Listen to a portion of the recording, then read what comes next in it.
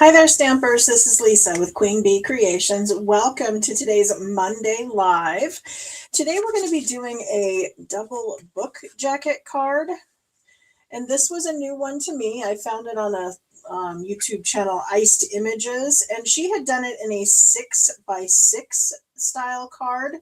And so I took that idea and I rearranged it and came up with some measurements that made it work for our A2 size card. So I'm excited to show you how it's done. Okay, so we're going to be using just a standard, we're going to use Wonderful Thoughts. It's just a basic stamp set for sentiments that are great for multiple occasions. And then we're going to pair it with some designer series paper that already has a scene like built into it. When I started playing around with the designer series paper, it was so cute I didn't want to cover it up. So every time I tried to put a layer on top of it, I was just like a little bugged, like yeah, pun intended, right? Bugged, because we're playing with bugs. But I just thought the paper does so much for the card all by itself that I didn't feel it needed anything extra. And I especially loved this pattern that had all these little scenes, so much so that I didn't have any much of it left. So we're going to be using another pattern out of the same designer series pack. But first I'm starting out with a card base that is 11 inches by 4¼ scored at 5½. So that's going to get us our standard, cut in half, scored in half kind of card. But then I've got these pieces that are going to come in from the sides, and those are 7¾ by 4¼ scored at 1, 2, 3, and 4. And there's two of those, one for the left and one for the right. And then we're just going to come in and score those. And then we're going to decorate them with some designer series paper. Okay, for the this piece itself, it's going to fold up into a little column here. And then I needed some pieces that were going to go here. So I actually matted those. So I have some, this time I'm using Mossy Meadow. On my other one I used Cajun Craze, but those are, double check my measurements over here, 7/8 of an inch by 4 1/8. And of course I have two because I have left and right. And then for this piece right here, it's a rectangle. Now I looked at the idea of trying to make it so that it was even across this way and this way, because it is, my mat is 3 5/8 by 4 1/8. But it's a whole ½ an inch to make it perfectly square, so it would make it all the way over to the edge, and it just kind of interfered with the middle too much. So I did leave it this orientation. So like I said, 3 5/8 by 4 1/8, and then the piece that goes over that is 3½ by 4. Okay, so you're going to need to kind of pay attention if your designer series paper is like mine and has a directional pattern to it. Then you need to make sure that your long direction, your 4 1/8 is this way, and then the 3½ is this way. And then for the sides, this is 3 3/4 by 4. Okay, so there's two of these. Oh, and then inside the card, we have these pieces here. So there are two of those, again, left and right, 4 1/4 by 4. And I tried to make it 4 by 4, but I don't know if you can see, I actually had to piece in some designer series paper because it just, it cut too short. So this time I'm making it go all the way across. Okay, so again, watch your direction on these ones, that your left to right is the 4 1/4 and the 4 inch is tall. I can go ahead right away and I'm going to put on my directional designer series paper. I've got 2 of these. These are 1.5 by 4. Okay, and I'm going to put them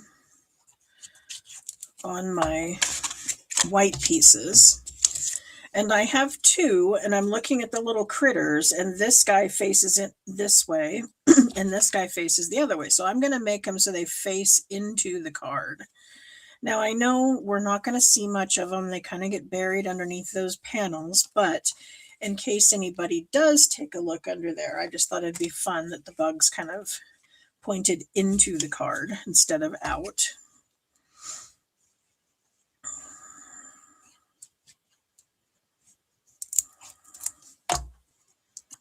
I feel a little scattered today. I apologize for that.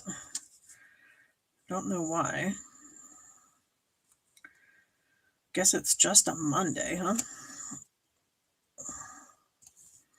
Everybody have a good weekend? Did you do something fun?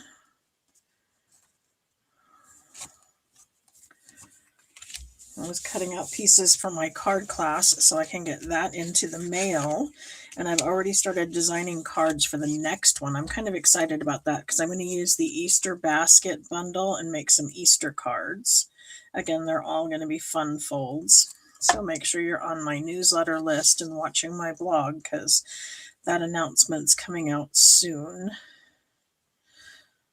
By the end of the week, I'll get this one off in the mail and then I'll start taking pictures of the next one.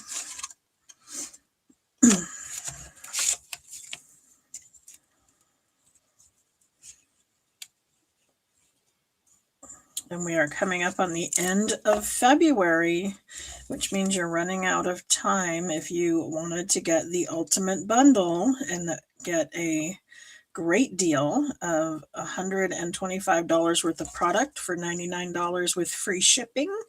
And then you would get the Stampin' Positioner on top of that for free. And that Stampin' Positioner is a brand new product that they told us is going to be added to the catalog, but not for some time. They wouldn't say how much time, but they said they wanted it far enough out there that this felt exclusive and that the people who signed up in order to get it got a great deal. So it's not coming out for a while. I would have been excited if we could have all gotten it, but I understand their marketing. And I think it also might have a little something to do with production that, they want to make sure they have enough for everybody when it does hit the shelves. Because when we first got the Stamparatus, that sold out really quickly and people were not happy about it. So maybe the extra time will get us to figure out how well people like it and if it needed any little adjustments, and then we can make it public to everybody. Alrighty, so we need one more piece here. So if you're looking to get a discount through at least the end of July, this would be a great time to do that. Okay, now I want this to create a column, and then it's going to mount in here. So if you look at this, I don't know if you can see, my seam is over here. So I'm going to make sure that this goes around and it attaches here. Okay. And then this one, this way is going to attach here. So my extra panel where it attaches to my base is here and here. So we can do that by just this one. You want to make sure, you might need to check to see if you have to trim a little bit off of there because we want to make sure that this will fold totally flat. So if that piece was a little bit long, you may need to shave a hair off of it.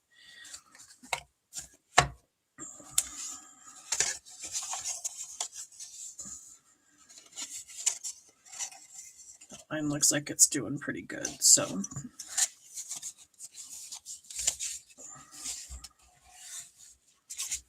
But the idea is you want to make sure that it's going to fold totally flat.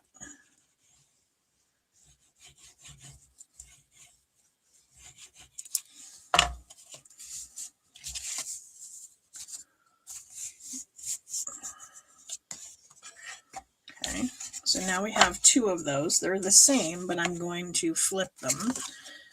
So they're going to come from the left and from the right. And then you'll see that this is the panel that I need to attach to my base. So when it opens the card, this is the panel that's going to touch there. Okay, so I'm keeping an eye on that. And let's go this way with it. And I want this one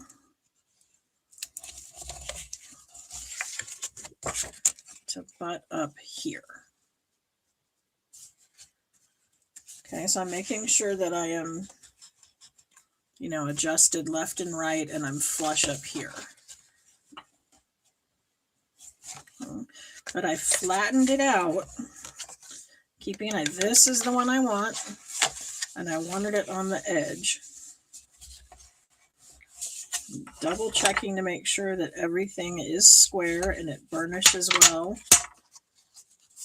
You know, goes left and right, goes flat. But I want, this is the piece I want to attach. So I wanted it to that side. So when I put the glue on it and then I put my card on it,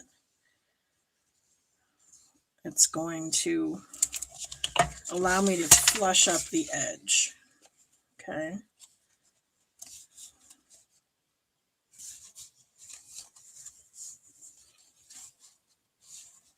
Carol said she worked all weekend. That's kind of a bummer.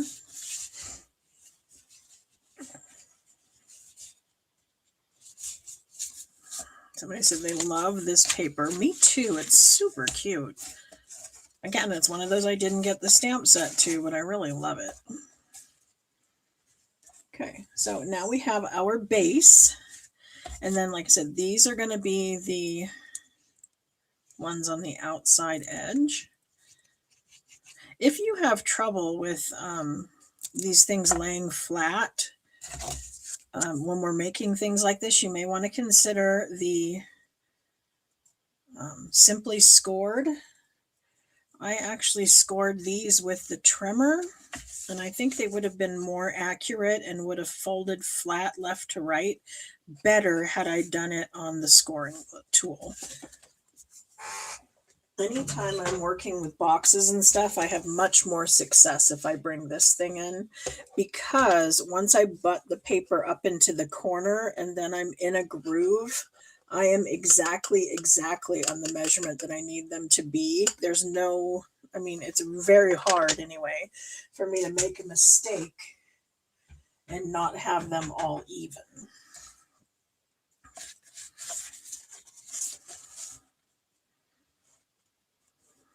So if you are into fun fold cards, or, you know, you're working with my books, I highly suggest that Simply Scored tool. It can be very helpful. Okay, so again, I have two of these. Ooh, and they point into the middle. How perfect.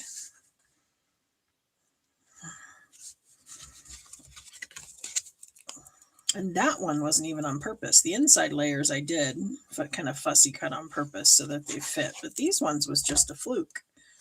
I just got very, very lucky.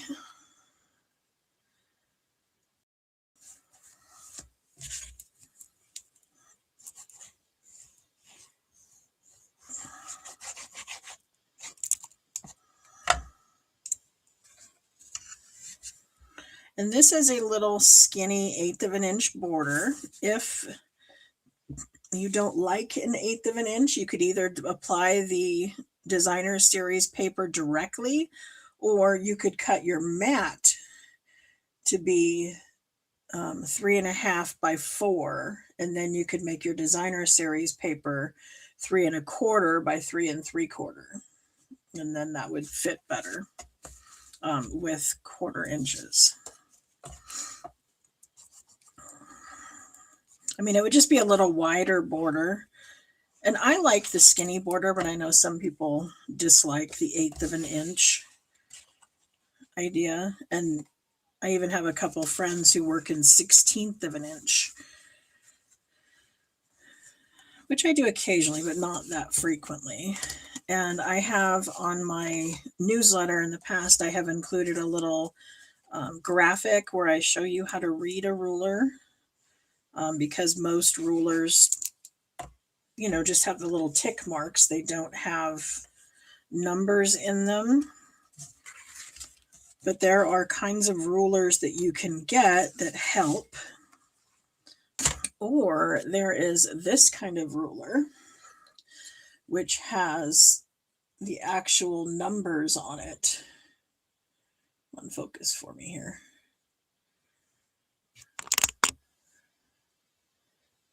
There we go. See how it has the 7/8, 1/8, 3/8.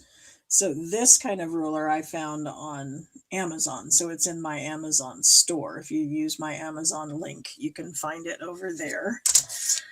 So like I said, those are just kind of some tools that help people get a little more comfortable with those odd size markings. Okay, this is the front of my card, and then I wanted to put a sentiment on it, but again, because it's so cute, I didn't want a large sentiment, so I used a very small one. And it was kind of hard to stamp and then line up the die to cut around it. I mean, it could be done. I used a Post-it note. I mean, I fudged it and I got it to work, but this is a really small stamp and a really small die, which worked for me in my design, but was a little harder to work with. And so that's why I came in with my new stamping positioner tool. And I took a piece that I had die cut the word out of. So I used that die from here and I die cut it out. And then I have this piece, which I die cut out, that does not have words on it yet. And so I'm going to be able to stamp onto that by placing my words in the little hole and lining it up. And because this gives me time to wiggle it around and finagle it and get it exactly to where I want it, then I can set this on and pick it up. Then I can ink this. Let's see, this time I want Cajun Craze.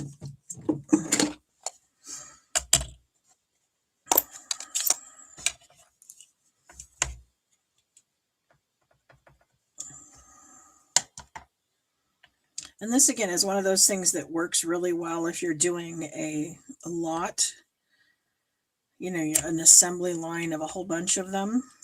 Now, if you look at that, I'm a little bit off.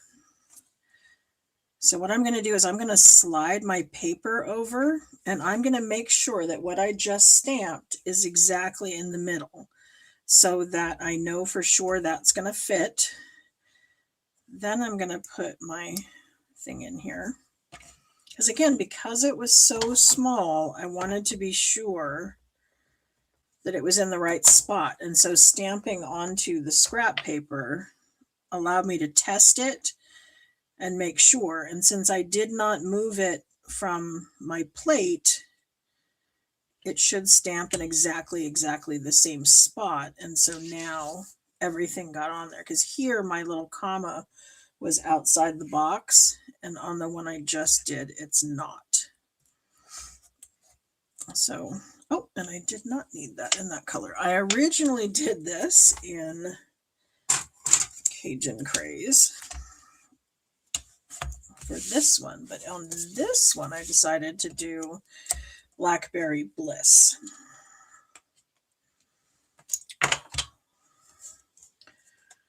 So we will go ahead and use this one. And the square that I have it in is also from the same set of dies. It's this one right here.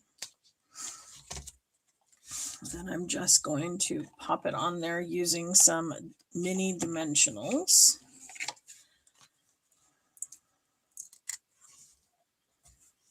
Oops.